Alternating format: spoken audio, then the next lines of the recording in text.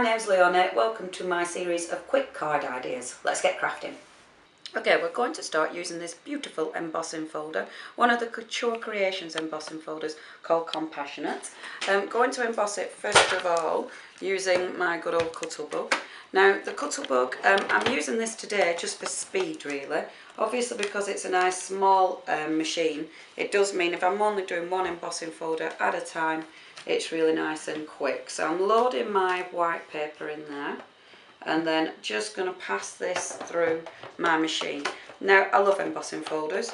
They will transport a piece of plain white paper and make it into something beautiful, and that's why I love my embossing folders.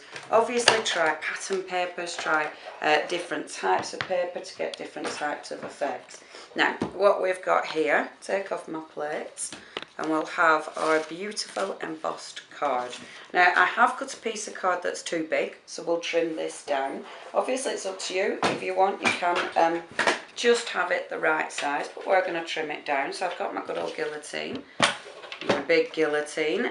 When you're using this, obviously you rest your card against the top so it gives you a nice cut, and I love that. We all go on about the sound of the guillotine, but there's a reason for that. It sounds fabulous. And just slicing it down so it's just cutting off the bits that haven't embossed. So just slice that down, and there we go. So we've got that perfect edge to edge embossing. Absolutely perfect, and look at the detail of that. That is such a beautiful image. Okay, move this out of our way. Now what I want to do, obviously when you're embossing you've got lots of different things that you can do with it. You can leave it plain, that looks beautiful, but what we're going to do is colour it in. Now what I'm going to use is some of my distress inks. These are the distress inks, the Tim Holtz distress inks out of the summer range, and what I want to do is just start to colour. Now I'm using my heat resistant mat, so I'm putting my colour on the actual mat, and then what I'm going to do is start picking that colour up. Now I'm using a water brush, taking off the excess water because I don't want it too wet. It's up to you. You can use a water brush or you can use your normal paintbrush, and what I want to do is just start to colour in. Now what makes this a really pretty folder, you've got a lot of detail with the flowers, but I love keeping the lines white, so the raised edges I want white. Obviously you can use it embossed or debossed, and this one I'm using it so the flowers are actually debossed into the card and my white lines are going to be raised. So literally just colouring this in. Now obviously I'm not going to make you watch the whole thing, but I just want to get you started so you can see which bits I'm colouring in. Now I'm actually taking, the petals are all going to be pink, and this is a beautiful pink out of the summer range. It's called Pickled Raspberry. What a fabulous name. And it's a really nice bright pink. Because obviously you can water down your Tim Holtz Distress, it means you can have them quite pale if you want them to. So can you see, if I add more water, we can actually tone that down so it's quite a pale pink. Or we can add, of course, more ink if you want it more vibrant. Just going around the edges. I'm trying to be careful not to go on those white raised lines, because when I show you in a little while, those raised lines really stand out if you leave them nice and white and crisp. So just go around the edges. Now I'm just going to show you one flower and then show you where else I'm going to add my colour.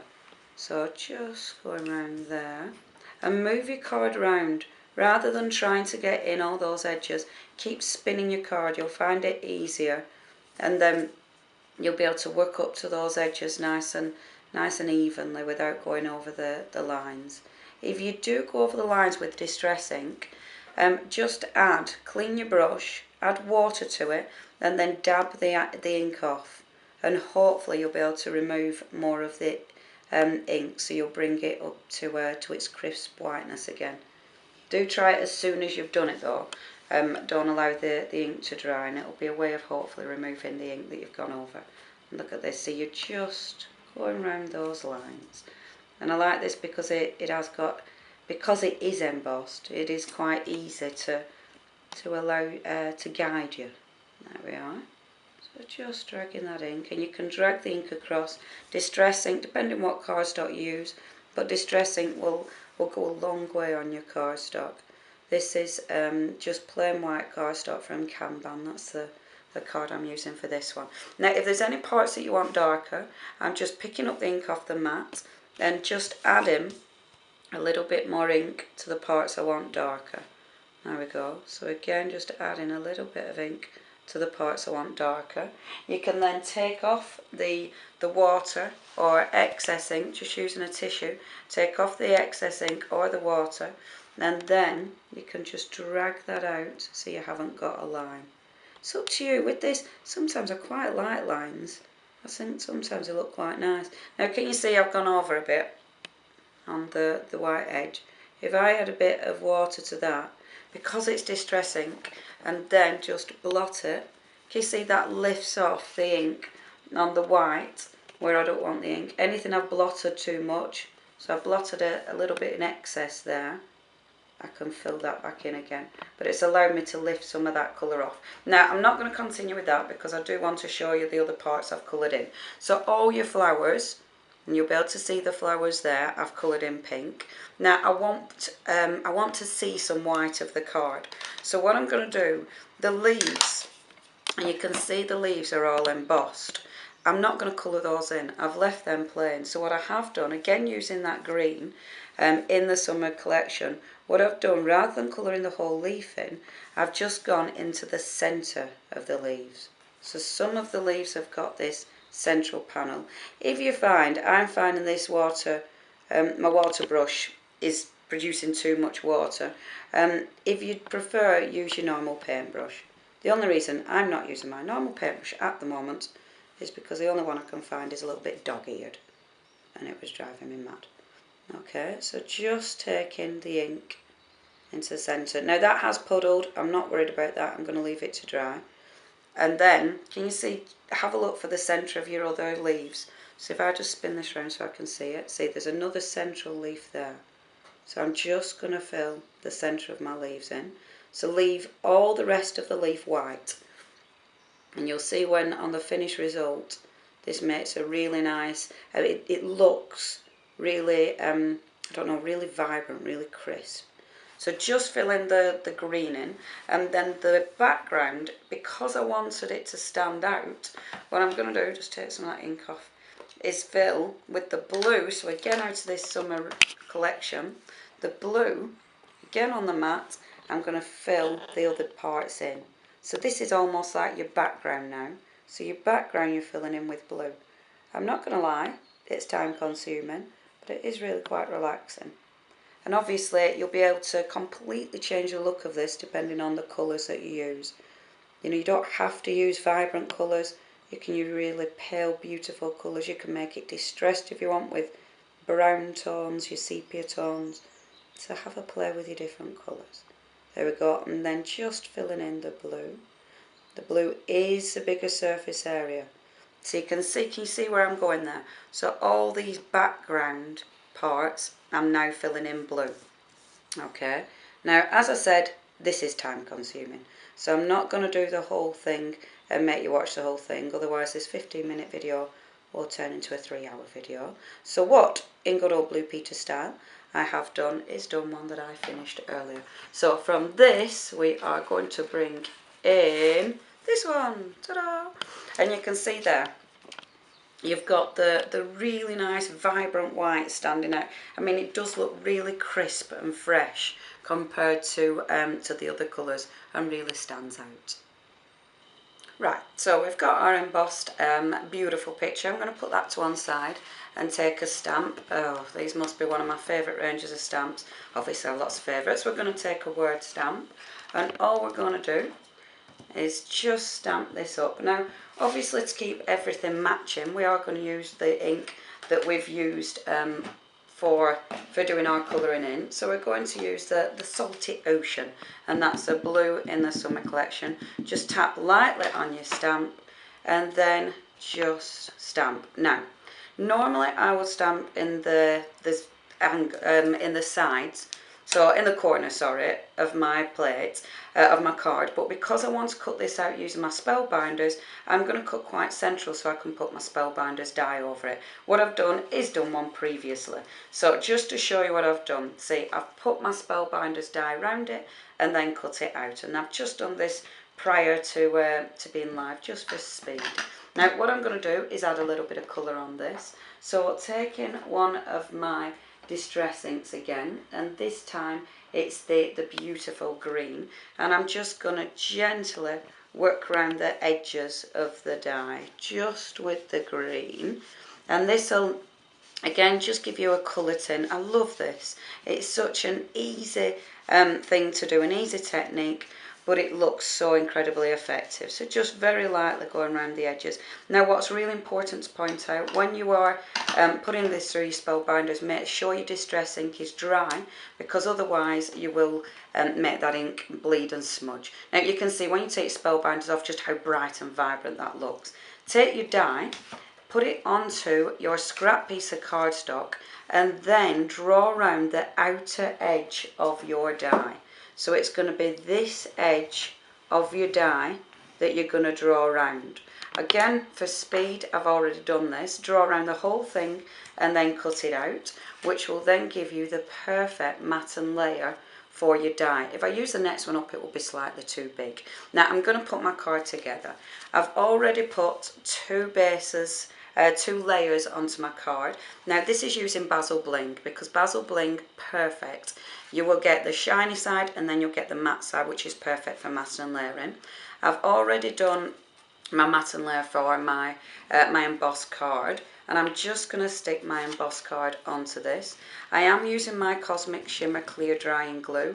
It's just such a good glue. It's nice, it's a strong glue, and it'll make sure it holds down all my different elements. So just putting that on there. And then I'm going to take a piece of ribbon. Now this is my crinkle edge ribbon. Again, love this ribbon. And I'm just going to open up my scissors and chop my ribbon down.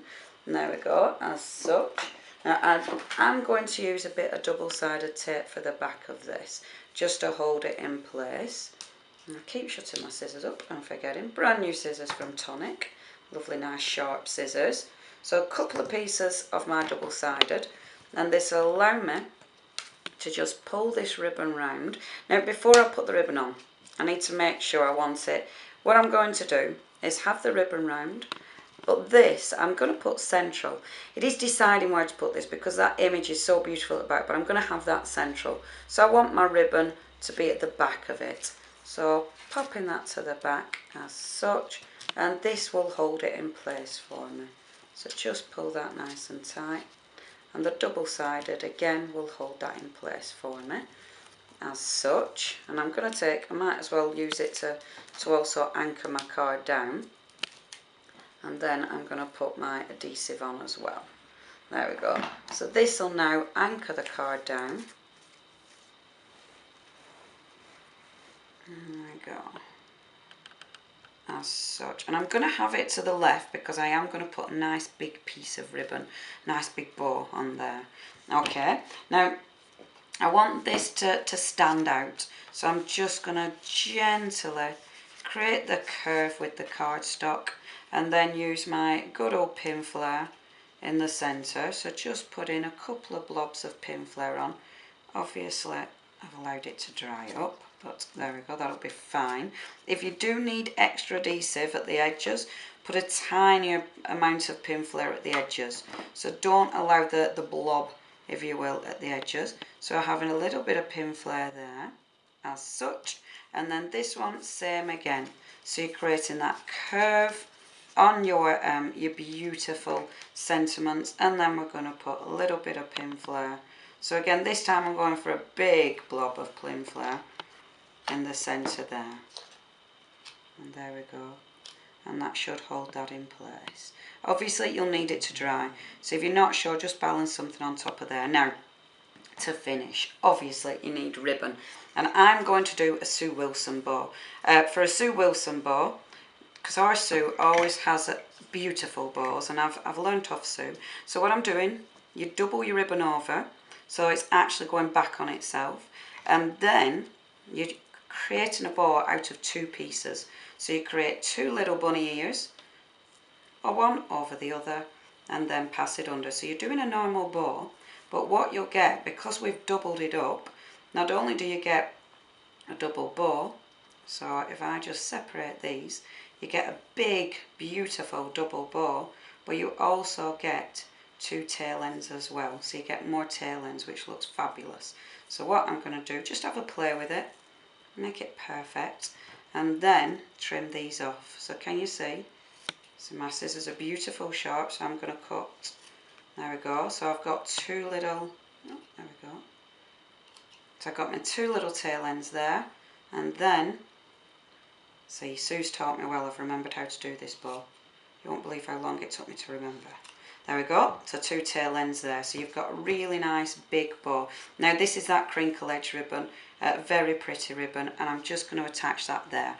Now, I tell you what would look very pretty, a dazzle. So I will dig out my dazzles and maybe stick that on later.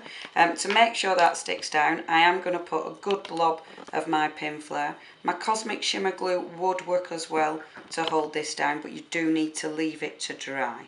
So pop that there. Now obviously I've no bling on here. So finishing touches, we want some bling. What I'm going to use is my Stickles. This is Stickles Crystal Glue Gel, Glitter Glue, sorry.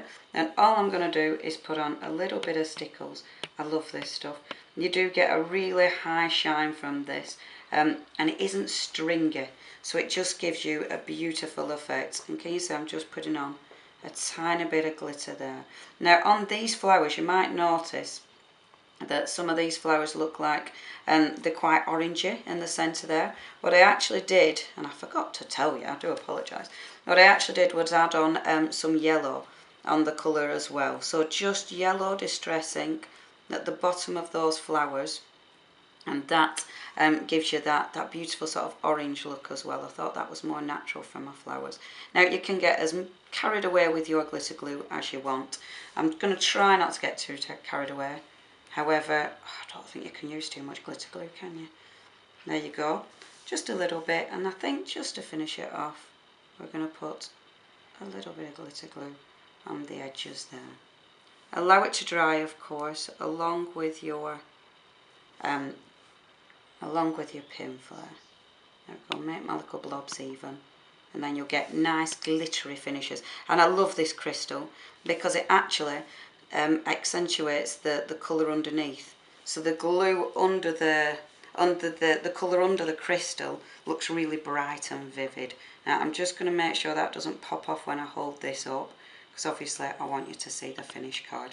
And that's our finished card in 15 minutes.